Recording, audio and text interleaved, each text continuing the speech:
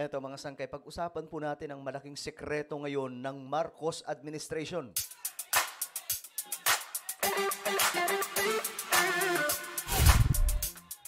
Hello guys, this is me, Sangkay Janjan. Kamusta po mga kababayan? I hope na okay lamang po ang bawat isa sa inyo dyan. Anyway, shoutout nga pala sa lahat ng mga solid sangkay na nanonood ngayon. Comment down below.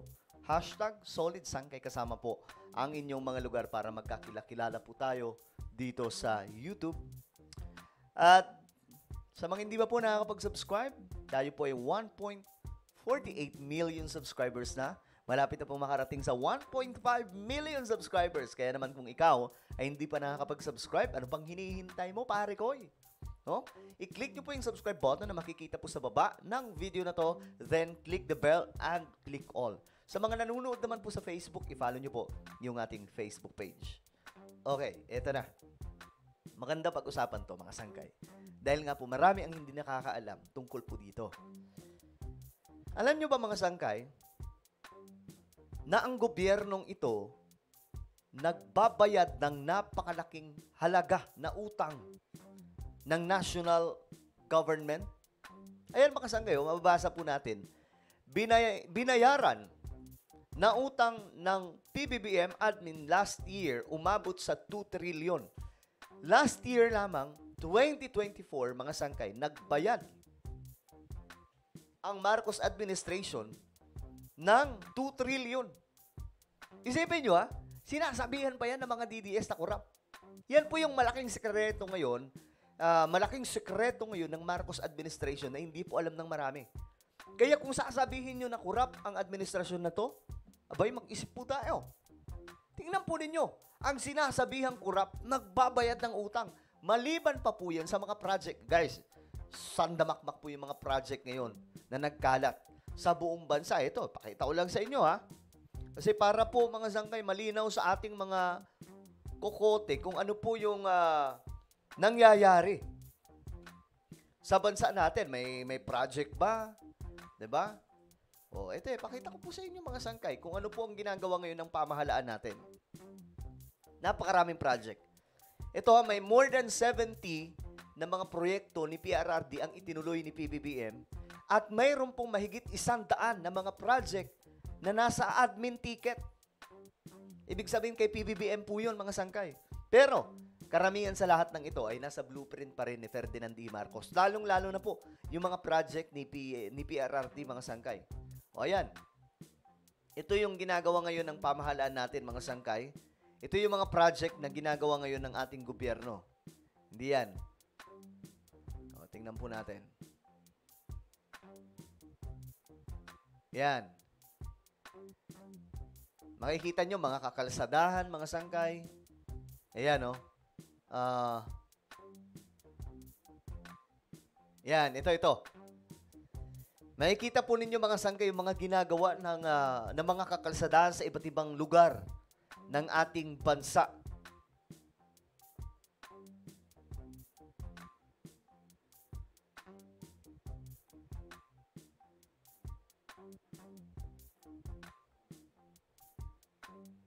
Eto mga sangkay. Ito, Bukana Bridge Project. Makikita nyo mga sangkay. Ito po yung modelo ng tulay. Ito po yung ginagawa na ngayon ng ating gobyerno. Marami po yan mga sangkay. Isa lamang po ito sa napakaraming project. Ito pa, longest road mountain tunnel in the Philippines. Nasa 90% na po ang nakukumpleto. Ayan po mga sangkay. Diba? So, maliban pa po dyan, mga sangkay, sa napakaraming project, tingnan nyo, napakadami pong project ngayon ang ginagawa ng ating pamahalaan. Ayan, ito pa, itong Samala Island Davao City Connector. Tatak Marcos po yan, mga sangkay. Pinagawa po yan sa ilalim po ng panunungkulan ni PBBM, mga sangkay. Mga malalaking ticket po ito ng Marcos administration. Sasabihin na naman nila, hindi kay Duterte yan. Alam nyo guys, pagpahingahin nyo na yung tao, Nasa dahig po si PRRD. Hindi na po siya yung presidente ng Pilipinas. Okay? Kasi, ganito lang yan. Kung ipagpipilitan nila na yung mga project na ito kay PRRD, okay, mag-real talk po tayo. Alam nyo ba na yung mga project ni Tatay Digong, kay Ferdinand D. Marcos? Mula po sa blueprint. Kasi hindi po madaling mag-execute ng mga project, mga sangkay, kailangan ng mahabang panahon ng pagpaplano. Pero dahil po sa blueprint ni Ferdinand D. Marcos, subway, kanino yan? Kay Ferdinand D. Marcos. Yung mga iba pang mga train, mga kakalsadahan, lahat ng yan, mga sangkay, nasa blueprint ni Ferdinand D. Marcos. Kahit po yung mga kakalsadahan sa probinsya, mga sangkay, hindi na po sila nahihirapan kasi nga po, may blueprint na po silang sinusundan. So ngayon, mga sangkay, ito po yung mga project ng ating pamahalaan. At ang malupit dito, sa kabila po ng napakaraming proyekto ng ating pamahalaan, mga sangkay, nagbabayad po ng utang ang ating gobyerno. Sipin nyo, 2 trillion, ayan po, sa ilalim ng pamumuno, basahin natin ha, sa ilalim ng pamumuno ni Pangulong Ferdinand Marcos Jr., matagumpay na naitala ang pinakamataas na pagbabayad ng utang sa kasaysayan na umabot sa 2.2 trillion noong 2024. Diyos mio, Marimar. Ibig sabihin, hindi na po tayo utang ng utang. Nagbabayad. Kaya nga ang tanong ko dito, teka lang, sir, saan ba nanggaling ang pinambabayan? Sa Marcos Wealth na ba ito? Na hindi lamang po alam ng marami. Patunay na determinasyon ng pamahalaan na bawasan ang utang ng bansa sa pamamagitan ng mas pinaigting na pagbabayad ng principal at interes. Karamihan sa mga lokal at pinagkakautangan ay nabigyang prioridad. Okay? Target ngayong 2025. Ito ha. Ngayong 2025, ito yung target. Target na mabayaran ang 2.5 trillion na utang. Grabe, no? Ibig sabihin, ang mababayaran ng Marcos government, mga sangkay, nasa 5 trillion. From 2023. Kasi ito, pindutin po natin itong napakalaking impormasyon. Ayan, mga sangkay. Mula po sa Philippine Star. Ngayon, nandito po yung information yan, mga sangkay. Ayan, no? Government pays record 2 trillion debt last year.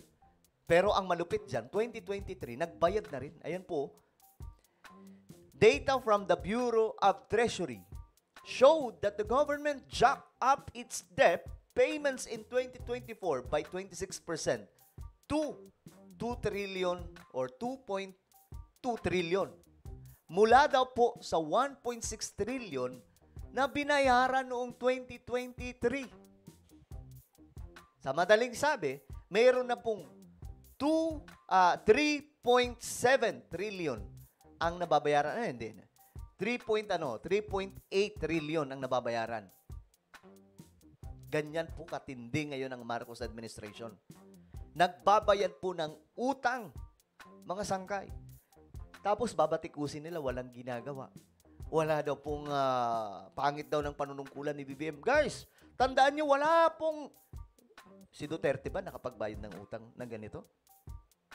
Noon, mga sangkay, ito walang problema kay Tatay Digong. For me, I still respect the former president, mga sangkay. Mataas yung respeto ko dyan. Pero mga sangkay, kung magre-reltukan lang po tayo, hindi po ito nangyari sa Duterte administration. Kahit kay Pinoy, mga sangkay, at sa iba pang administrasyon. Noon kasi, ang nangyayari, utang lang po tayo ng utang. Utang dito, utang doon, mga sangkay. Hindi po tayo nakakapagbayad. Kung magbabayad man sila, yung mga nauna pang presidente, maliban kay PRRD, tinggi-tinggi lang. Hindi po ganun katindi. Ngayon, guys, sa ilalim ng Marcos administration, nakakapagbayad po tayo ng utang. Isipin nyo yung goal nila ngayon, no? Sa 2025, gusto nilang makapagbayad din ng 2.5 trillion debt service. Ibig sabihin, aabot na po ito sa 3 trillion na mababayarang utang, kabuuan ng Marcos administration. You see, mga sangkay? Ito po yung malaking sekreto ngayon ng Marcos admin. Sa kabila pa po yan, mga sangkay, ng katotohanan na napakaraming project. Pabahay, di ba? Yung nakakalulang pabahay ni PBBM, yung mga kakalsadahan, tulay, at kung ano-ano pa mga project, mga sangkay. Tapos napapababa yung presyo ng mga bilihin. Lalo na yung bigas, punta kayong palengke ngayon, ang baba na po ng presyo ng bigas. Di ba? Ganyan po katindi ngayon. Tapos, Yung mga magsasaka, nilibre po mga sangkay. 'Di ba? Yung mga babayaran nila sa lupa. Sinagot. Ang tanong ko nga po dito, anong magic to, Mr. President? Nangyayari na ba ang last will and testament ni former President Ferdinand D. Marcos? Yung Marcos wealth na ba ito kung bakit nangyayari ito mga sangkay? Nakakagulat lang kasi. 'Di ba nakakagulat? Sipin nyo, maraming project, maraming pinagagastusan ng gobyerno. Pero hindi lamang po tayo ngayon na utang ng utang. Ngayon kasi may mga utang pa rin. At sa totoo lang, nangungutang pa rin naman si BBM. Pero mas malaki yung binabayaran niya kaysa sa inuutang. Ganun po ang nangyayari mga sangkay. Ang tanong, teka lang sir, ito na ba yung Marcos wealth? Well, ano ba ang inyong opinion? Just comment down below. Meron po tayong YouTube channel, Sangkay Revelation. Dito mga sangkay, magaganda po yung content natin patungkol po sa mga nangyayari sa ating mundo related po sa Bible prophecy. So hanapin nyo lamang po ito sa YouTube. Kapag nakita nyo na, i-click nyo po yung subscribe, i-click ang bell at i-click nyo po yung all. Ako na po ay magpapaalam. Mag-iingat po ang lahat. God bless everyone.